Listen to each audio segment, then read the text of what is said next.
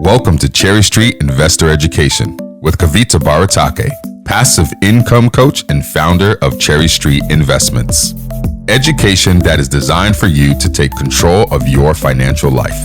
Join us to learn how you can create multiple passive income streams, diversify your portfolio, save on your taxes, and much more. Become a better investor and fast track your financial goals. Here's your host, Kavita Baratake. Good evening, everyone, and thank you guys for joining in. I'm Kavita Baratake. I'm a founder of a company called Cherry Street Investments, and I'm doing this financial education for ages 10 and up, really. That's changed. Anybody, young adults, even if they're not 18, are welcome here because there's a lot for us to all learn. And I hope you guys can walk away with some understanding of financial world before you get to actually handling money, or if you're handling money already. Today, we're going to talk about the different kinds of bank accounts. We're going to talk about what debit and credit cards are, some of the do's and don'ts of debit and credit cards. Very important to understand this before you get your first debit or credit card. And we're also, next week, we're going to talk about, to follow up on this, we're going to talk specifically about credit cards and building credit report or credit scores. Okay, credit scores are not only tied to credit cards, it's tied to the loans you take, any kind of credit you get, right? If you take loans, if you get a credit card, any kind of loan that you take comes on your credit report. And we want to make sure that your credit score is good, so people will lend to you, right? And there's ways to build your credit score. I'm going to talk about how your parents can help you build a credit score early on. So when you're ready to go to college, your credit score is really good already, okay? So I'm Kavita Baratake, and this is my assistant, Ritesh. For any questions on, you don't get a link to something, you can't join the session, please email Ritesh. He handles all the communication and setup of these events. It's ritesh.varke@gmail.com. So it's his first name dot last name @gmail.com. If you have any questions, don't email me, please. Thank you. All right, some housekeeping rules before we get to the topic, today's topic. So if you have any questions, find the Q&A box in your Zoom application, or if you logged in on a browser, find the Q&A box, and we will get to the questions at the end of the discussion, just so that the discussion is smooth and not choppy with questions, because it's really hard to watch a choppy video later because I'm recording these. So I'll just get through all the slides and then answer the questions. So we can crop the questions or we can leave the questions in the recording, but it'll be smooth throughout the discussion. So just so you don't forget those questions, as soon as you get them in your head, type it in the chat, in the Q&A box, so that way you don't forget and I won't miss it either. Recordings will be sent within 48 hours to the email address of both the parents and students. I get a lot of emails every week about recordings, so I'm kind of trying to avoid those continuous emails about recordings. It'll always be posted within 48 hours. If you haven't gotten it, look in your spam box, spam or other folders. Gmail has all these promotions folder, it goes in there. So look for Money Wise, Money WISE. That'll be the easier. If not that, please go to youtube.com/@cherrystreet. That's my company. And I have a YouTube channel, and everything is posted on the YouTube channel. You can also subscribe to my YouTube channel and support me. That'll be really cool of you to do. Or your parents can subscribe, whichever. You could be auto notified whenever I upload videos. I don't only do kids education, I do adults education. I do a lot of videos on different financial topics. So if you're interested in advanced topics, you're welcome to follow me on my YouTube channel. So what will you learn in these webinar series for MoneyWise? We already have gone through assets and liabilities, balance sheet, and income statement. Week 1, week 2, we talked all about loans and what kinds of loans you can take and what kind of interest simple interest, compound interest loans. We talked about those two topics. Week 3, we are doing 2 sessions a week, right? Starting week 3. So we did, why do we need insurance? Session 1 in week 3. And today we are talking about bank accounts, credit cards, and debit cards. So please, please, please note these changes in the schedule. Week 4, it'll be 2 sessions, Monday and Thursday, 4 p.m. Central. Credit scores, and we'll talk about taxes. Week 5, we're going to talk about Monday, we're going to talk about retirement. Thursday, we're going to talk about understanding what's in a paycheck, a pay statement, right? Week 6, that's the last week, we're going to talk about monthly budgeting as well as investing. If you're interested in learning how you can maybe trade stocks online, or you want to buy real estate, this is a great place to get a head start on understanding these topics. And after this, I'll leave an optional session on college planning. So if people are interested, I'm going to see if there are more than 25 signups. I will do a session on college planning. Any questions here before I move ahead? Please note that you have to join Monday and Thursday now. No Wednesday classes, okay? Just follow this schedule till we finish all the classes. So before we move on to the topic, today's topic, we're going to talk about the assignment that I gave last week. We asked what kind of insurance policies your parents carry, and find out about other types of insurance that we did not discuss. What kind of premiums do they pay? What kind of coverages do they have? When you go to college, what kind of insurance do you think you need?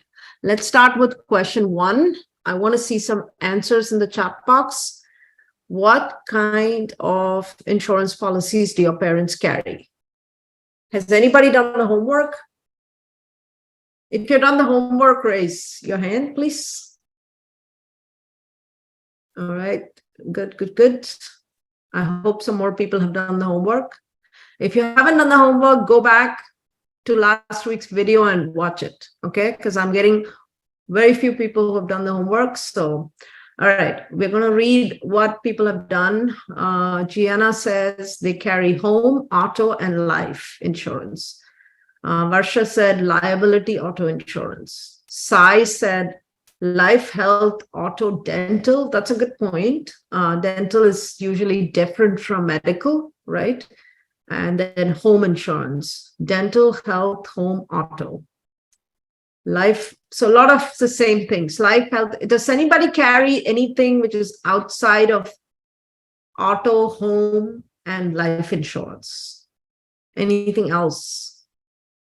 That's pretty common. Yeah, auto, home, and life. It's very common for most people, like including medical. HSA. HSA is an interesting one. It's called a health savings account. So it's not really an insurance. It's an account that you put money away every paycheck, and you can use that money towards medical expenses. Okay. So what about anybody has renter's policy? Renters, like you have anybody whose parents are landlords, they carry renters, not rental policy, but rental home insurance. So they have a house which is a rental that they're rented out to other people. All right. I didn't see anything come up here. Okay. So a couple of them said rental home insurance. So typically, what kind of insurance dollar amount are you paying every month for your home? Like, what do you see in the documents that I assume that your parents shared with you? Some documents showing what kind of premiums they have or what kind of coverages they have. You want to share some? Anybody? So while I'm waiting for you guys to type in, I'll tell you, I pay about $176 a month on my house that I here live in home insurance costs. I have some rental properties. I pay between $120 to $220 a month on the rental home insurance, that's a premium, right? That's the money that I pay to the insurance company. Anybody? Premium amount?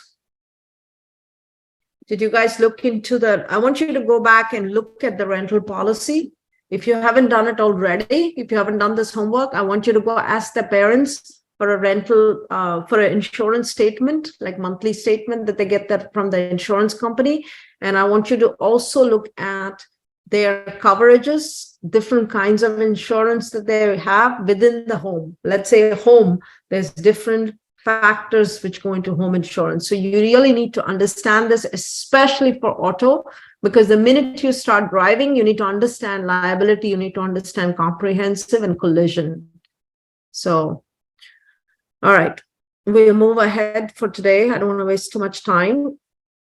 Let's talk about today's lesson. It's bank accounts, debit, and credit cards. And again, pay attention. There'll be a quiz and there'll be some prizes that I'll give away. Today we'll have, usually I decide the number of prizes based on how many people are on the call. Last week we had very few people on the call, so I gave only one prize. So this week we'll do, let's do 3 prizes this week, okay? Top 3. So let's talk about the different types of bank accounts. So we have checking account, we have savings account. These are very common. A checking account usually means this is the place where you interact and make a lot of transactions. So let's say you're working for an employer, you are putting your money into this account and you are using checks. And right now, a lot of people don't use, checks, the actual paper checks, but we do all these transactions by what we call ACH transfers. So we might send money to someone by Venmo. Venmo might be connected to your checking account. So it's the same thing, except instead of writing a paper check, you're using Venmo, you're using Cash App, you're using Zelle. If you've heard of those 3, I'll type it in the chat box. It's Venmo, Cash App, and Zelle. So the way these work, these are cash transfer applications. So you connect a checking account to Venmo or Cash App, and then you can transfer. It allows you to transfer money from your checking account to someone else's Venmo account, and they can transfer from that Venmo account to their own checking account or any other account, really. So essentially, a checking account is an account where money can be easily deposited and withdrawn using checks, debit cards, and ATM transactions.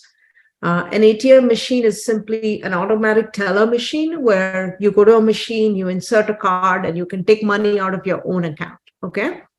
And we'll talk the difference between debit card and an ATM card in a future slide. We also have something called a savings account. This is a deposit account that generally gets a higher interest than interest-bearing checking account. The checking account interest might be 1% or less. The savings account might be maybe 2%. I don't know. It's usually low for both of these. So there are better accounts you can open. Nowadays we have savings account with 4 or 5% interest rates because, as I mentioned earlier, interest rates have gone up, right? So as the interest rates go up, so does your interest rates on your checking and savings account. So a deposit account earns generally a higher interest than a checking account. But you do want a checking account because you want the ease of making all these transactions to pay for things. That's a good place to have checking account. A savings account is to put your savings away. One of the things I recommend you do early on is that, let's say you get a paycheck, you want to save a little bit away from your paycheck, like pay yourself first. Consider your savings account as paying yourself. So let's say you make $1,000, put $300 away in your savings account, because now you have $700 to spend on things and $300 saved away. So you're paying yourself first before you start spending, okay? So savings account is good to take money away from your checking account so you don't spend all your money. Savings account also limits the number of transfers or withdrawals you can make each monthly statement cycle. So that's why you don't want to have, You want to have a checking account where you can make as many transactions as you want, and savings account which limit the kind of transactions and also the number of transactions in each cycle. Okay. The money market account is a little bit different. It's higher interest rate and then your checking or savings account. And the certificate of deposits, these are called CDs. It provides even higher interest rates usually. The exchange, the thing in money market is you can put in money, you can take money out. It's quick, right? Immediate. But the problem with CD is you can't do that. It's a certain limit amount of time that you have to keep the money there, and you can't take it away. So the longer the time, the higher the interest rate paid by the bank. So let's say I put in money there for 3 months and I agree with the bank that for 3 months, I won't move the money. They'll give me, let's say, a 2% interest rate. I'm just hypothetically speaking here. I don't know exactly what the bank is offering or which bank is offering what. But let's say I agreed to give them money for 5 years, which is 60 months, 60 months, right? Then they might give me 8 or 9% interest rate, maybe 7 or 8. So the higher the amount of time I'm willing to lock up my money and keep it with them, the higher the interest rates I'm going to get.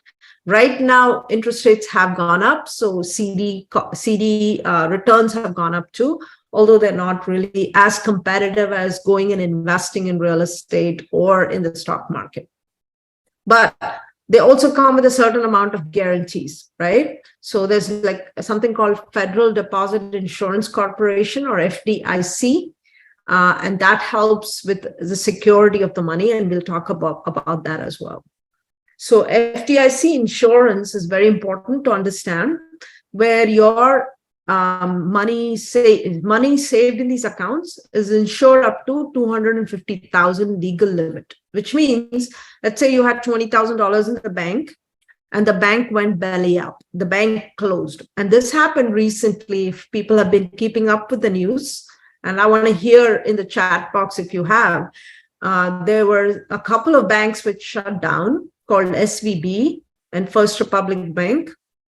And this happened for various reasons, but the outcome was that everybody who had accounts there, where their money was made whole by FDIC. It's a separate insurance corporation. They provide insurance for your bank accounts. But let's say you go invest into stock market and you lose your money, or your money reduces in value. You put 100,000, it becomes 60,000. Nobody's insuring your money there, right? Nobody's going to give your money back and say, hey, I'm sorry, you lost 40,000. Here it is. That's the risk you get when you want to get more money. So generally, if you look at investments, the lower risk you want to take with your money and you want to keep it safe, the lower the interest rate you're going to earn. The higher risk, the higher the interest rate you're going to earn. So it's kind of, risk is directly proportional to the amount of money you'll make with your money, if that makes sense. In FDIC, it covers up to 250,000. So let's say you had 300,000. If your bank failed, you're only going to get 250,000. Generally, sometimes they can make exceptions. In SVB, they made exceptions because a lot of big companies had millions of dollars in the bank, and they were actually reimbursed, or they basically got all their money back.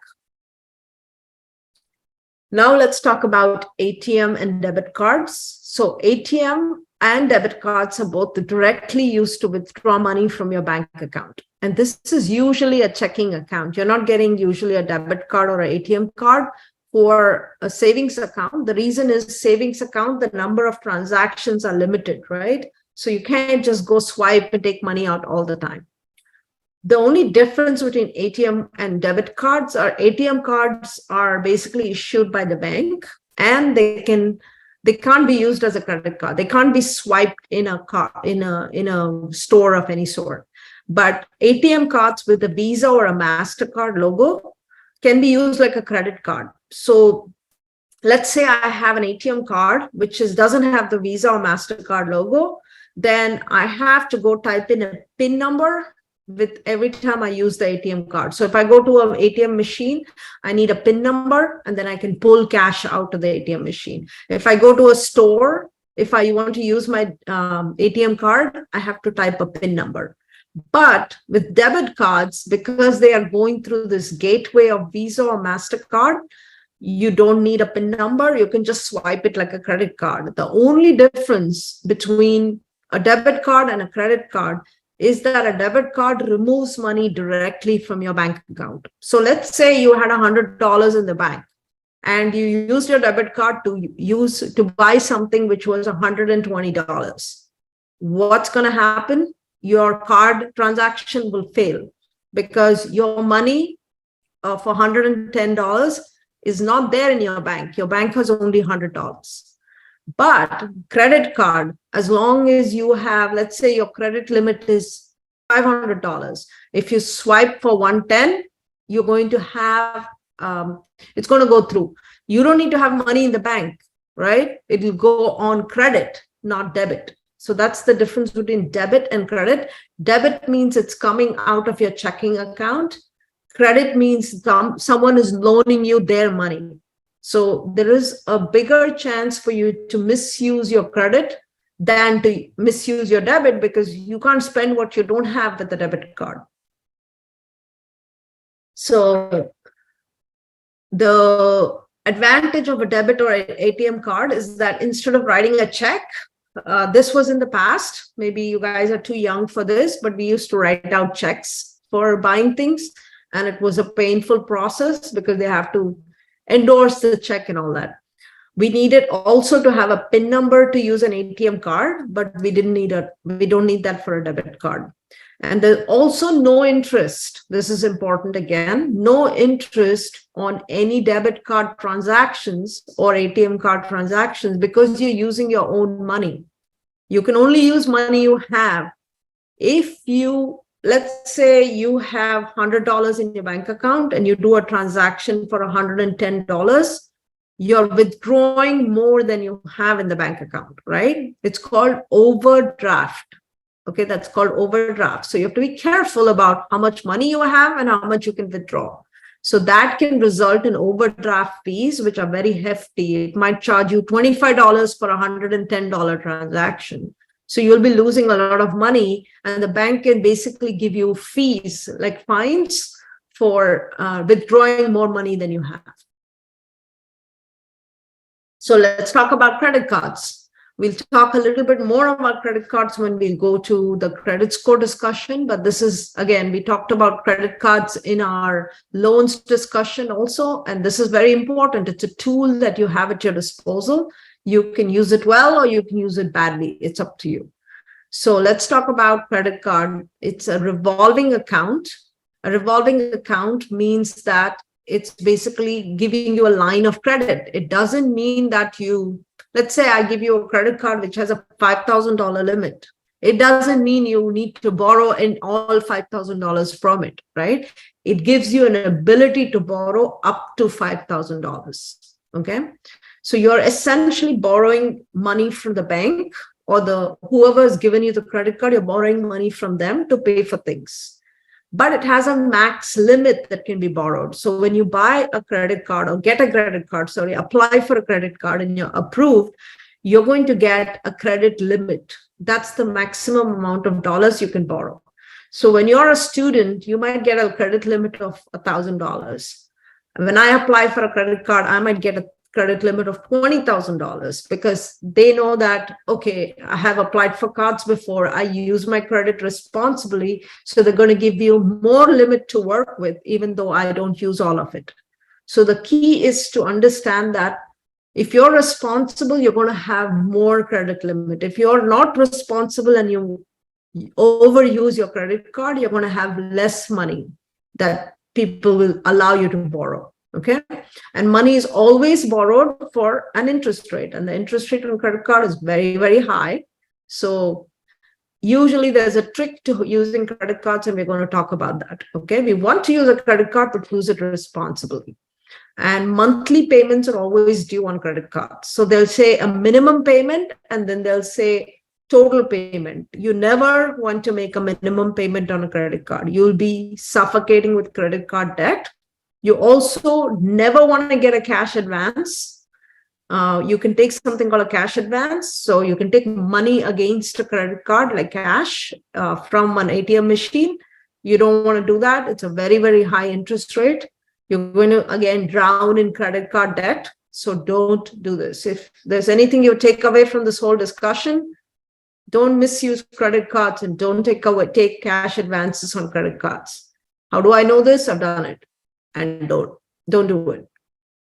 The benefits of credit cards: convenience. You don't need cash or checks. It allows you to build good credit scores. There are a lot of people who will say, oh, credit is bad. We shouldn't have credit. If you didn't have credit, you didn't take loans, you didn't have a credit card, guess what? Nobody would give you a loan ever. Even if you wanted to go buy a house, you would have to come up with a lot of cash by yourself. That's not a good thing. Okay. In this country, you need to have a good credit score. So you want to build that responsibly. There's also cash back and other rewards. I love my credit card because I can swipe it. Let's say I'm doing a renovation right now for a house. I'm spending $32,000 and I put it all on credit cards. The reason is I get back 1% to 5% on some of my transactions. I basically get to collect this money for usage of the credit card. And then I get to use those rewards towards travel, towards Amazon purchases, and much more, right? So if you know how to use credit cards, they're a good tool. If you don't know how to use it, you'll pay much more than the rewards are worth, right? And we're going to talk about how to use it well here. Provides protection from credit fraud. So recently, I was in Raleigh traveling and my daughter lost her credit card. I gave her a credit card when she was 16 and she has great credit score right now. Her score is excellent. She's 18. It helps you build your credit score. So maybe you want your parents, if you're 15, 16, I believe if you're 15 or higher, your parents can get you an additional credit card and also request your credit be reported to the credit bureaus. So we'll talk about that in the credit section as well, credit score section. So anyways, her car got broken into, her credit card got sold and stolen, and someone started using her credit card right then and there. I had to call the credit card company and report fraud, and they reversed all the transaction and gave the money back. This is the protection you get from credit fraud, which is very important with credit cards. It's very useful to have it because let's say you had $1,000 in your bank account and someone started using it. It's very hard to get that back. Okay, you can in certain cases, but with the ATM card, forget it. You won't be able to get it back. So it's very useful to also have protection from credit card fraud. And it helps pay for things when funds are not available sometimes. So let's say I want to buy a TV, but hey, I can pay for it 10 days from now. That's great because let's say I swipe my credit card right now, I might have 10, 15 days before my credit card bill is due. That's when I need to pay for it. So it might give you some time to pay for things, and then you can be responsible and pay it off later. Okay. So what credit card is a short-term loan that needs to be paid back. This loan has an APR or an annual percentage rate, which is the interest rate on this loan, right? And APR is determined by many factors. One is a credit score. This is why you want to have a good credit score. Sorry. This is why you want to have a good credit score. And if you have good credit score, they'll actually give you a lower rate on borrowing money than someone who doesn't have a good credit score. Okay. And it's also determined by the type of credit card. Some credit cards might charge higher, some might charge lower. I have a trick for you so you don't pay any interest on the credit card, but you still benefit from a lot of the things that credit cards offer you. So we'll talk about that here. We'll talk about some do's and don'ts. I want you guys to read through this list while I drink some water because I have something in my throat. Sorry. Okay. Some of the do's of credit cards is you want to use it responsibly to build your credit history. And you want to be on time in all your payments. Every month when the payment rolls around, you don't just go swipe, swipe, swipe, right? You want to keep checking your credit card usage and make sure you're responsible, because it's those $10, $12 things. At the end of the month, you're like, I don't feel like I spent so much. Wait a minute, I just swiped the credit card everywhere, right? So be careful, because things add up. The small things add up really quickly. So you want to make sure that you have enough to cover your payments at the end of the month. The banks will report the payment history to credit. That's wrong, not unions, okay? The credit bureaus, it's not unions, my mistake. So they report the history to, I'm going to make changes right there. So they report them to bureaus, the credit bureaus, thereby affecting your credit score. So let's say you got a credit card and you decided, I can't pay this anymore. I stopped paying. Guess what? They'll report it to the bureau and it'll affect your credit score. And any kind of lapse in payment is going to reflect as poor, like red scores sent to your credit, and it'll drop your score. Okay. You want to use it for convenience and pay it off in full every month. So let's say throughout the month, I spent $1,000 on credit card. I want to have $1,000 in my bank and pay it off in full. Then why not use a debit card? But because of the fact that I'm still building credit, one. Two, I have all these rewards that I'm getting from the credit card and the convenience of it and the protection from fraud, right? So there are a lot of advantages if you use it well.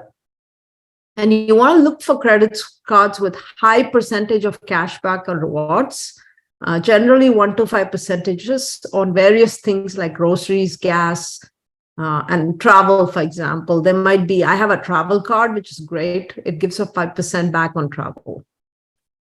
The don'ts of credit cards: don't use it to pay big ticket items, which you really can't afford. Like, so if you're buying a car, you probably don't want to put it on a credit card. You want to get an auto loan.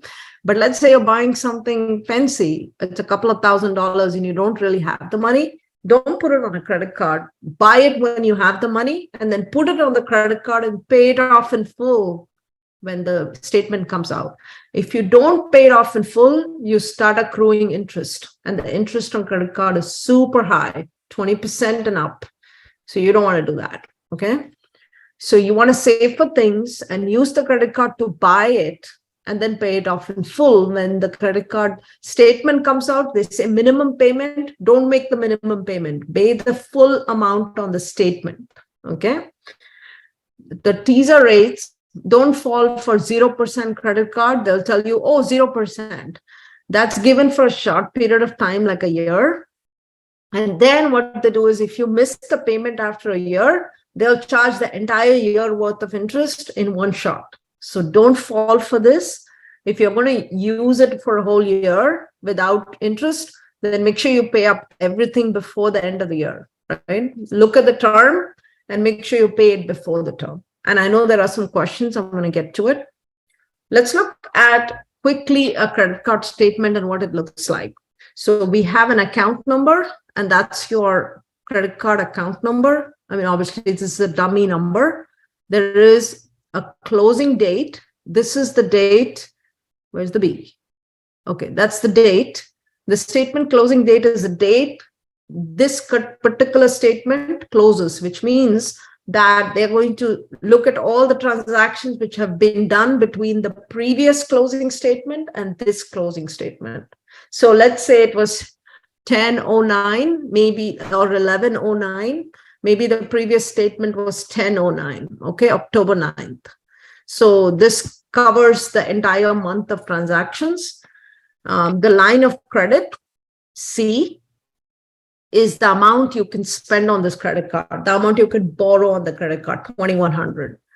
The available credit is $1,576, which means you've used $2,100 minus $1,576, right? That's the credit used. The payment information is here. E, this entire section is the payment information. They are going to talk about the balances, the payments made in the last transaction, the finance charges. This is where you want to watch out how much they're charging you. This is zero because someone is being responsible and paying off in full. This is the purchases and other is the one you made between last month and this month, right? So first closing date to this closing date is the amount of money you spent here, purchases and other charges. The finance charges is zero and the new balance is 523. So you can either pay the new balance or you can pay the minimum payment. Which one do you pay? Always the new balance, okay? And the payment date is 12/01. So they're giving you some time to pay it, okay? It has to be paid before 12/01. All right.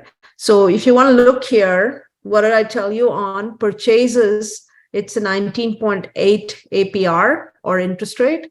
Cash advances, it's 21.8. So don't borrow money at these rates, okay? You're going to get ripped off. If you didn't pay it by 12/1, guess what happens? You'll pay this interest rate 19.8 or 21.8 on this amount, and it'll keep adding up really fast. What else? J is APR. This is the APR, annual percentage rate, 21.8. What's I? I've marked each one here. This one is a Credit Card Act of 2009 required them to mention how long it will take to pay them. I mean, there were certain requirements of credit card companies because people were going so deep into credit card debt, they couldn't get out of it. So this is a required disclaimer or disclosure by the credit card company. Here are the list of transactions. So whenever you get a credit card statement, take a printout or sit on your computer and go through all the transactions, make sure they're accurate, that somebody is not overcharging or mischarging you. Then you have a payment coupon here. You can cut it and send a mail, paper check. Nowadays, it's all automated. You set up your bank account to auto pay. And here's a tip I have for you. The way I set up my credit card statement, credit payoff, I always take I have an auto pay. Auto pay means it gets paid automatically. So whenever a credit card statement comes out, so let's say it's 12/1, it's payment date, maybe a day before that, 11:30, I might set up a payment for the entire balance. I'll say auto pay, there'll be an option, and I want you to take care of this when you get a credit card. There'll be an option saying pay the entire balance, not the minimum due, not this $35, but the entire balance by 11:30, a day or two before the payment is due. That's how you buy time, and you give them money as late as possible, and you give them the full money so you don't have any interest charges, okay? If you have a stolen, lost, or misplaced card, and this happens a lot when you're in college, it might happen, report it immediately. I would suggest on your phone, keeping a 800 number, there'll be an 800 number at the back of the card. Keep the number and also add the name of the company that you have a credit card with and keep the number handy. And also you'll need the last four of your credit card number or your debit card number, last four digits. Keep those handy in case it's stolen. You want to check your statement online and report it immediately. Fraud is very, very common and it happens a lot. So if you lose it, definitely cancel your credit card, or nowadays it's cool. You can actually lock it. You can go online and lock it or cancel it until you get a new one. All right. Session 6 assignment. I want you to review with your parents what kind of bank accounts they have, savings, CDs, money market, checking, others. What kind of accounts do you have if you are 15 or even 10-year-olds can have accounts? So what kind of accounts you have? What kind of credit and debit cards they have? And what do they use them for? Ask them how they use them. Have this. The goal of this is to have a discussion with your parents about these money matters. So you learn how they're doing things.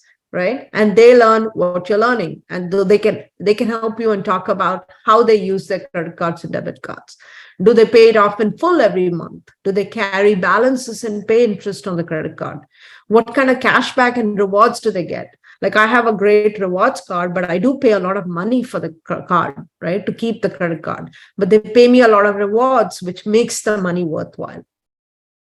Investigate how they can add. This is the last one, which is a very important one. The sixth one is that how they can add you to the credit card account in a few years. Generally, you have to be 15 and up for this.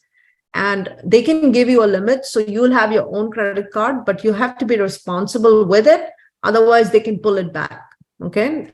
But it'll help you if they call the company and say, I want to get their credit reported. They have to give you a social security number to the credit card company, and they will report you and build your credit right away since you're 15. But when you're 18, you already have good credit by the time you get around there. So I want you to take a screenshot of this, and I'll also send it by email to all of you. But if you don't mind, take a screenshot of this.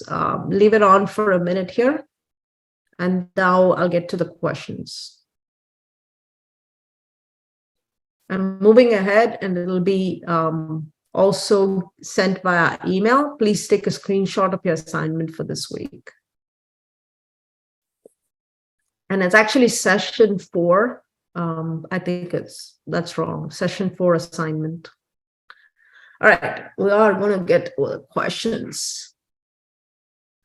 Venmo, if Venmo on Cash App and Zelle are checking account, what is PayPal? Okay, Venmo, Cash App, and Zelle are not checking accounts. They can be linked to your checking account. So PayPal is similar. It's similar to Venmo, Cash App, and Zelle. You can link all of them to your checking account to pull money into them or put money into them. Okay, this is separate from checking account, Jana. Bihan, what debit cards would you recommend? Generally with debit cards, you'll get it depending on where you open your bank account, right? Remember, a debit card is associated with the bank account. So let's say I go to Chase and open a high school checking account. They have something called a high school checking account. Or you go to a credit union, like I use Amplify Credit Union. You can open a checking account. They're going to give you a debit card from that account. The same company is going to give you the debit card. Okay, so it's debit card is linked to your checking account. Gianna says, what if you can't pay the interest rate? Then don't borrow it. You cannot pay the money, don't borrow it. You don't have the money to spend, right? Credit, someone said this, which was very funny.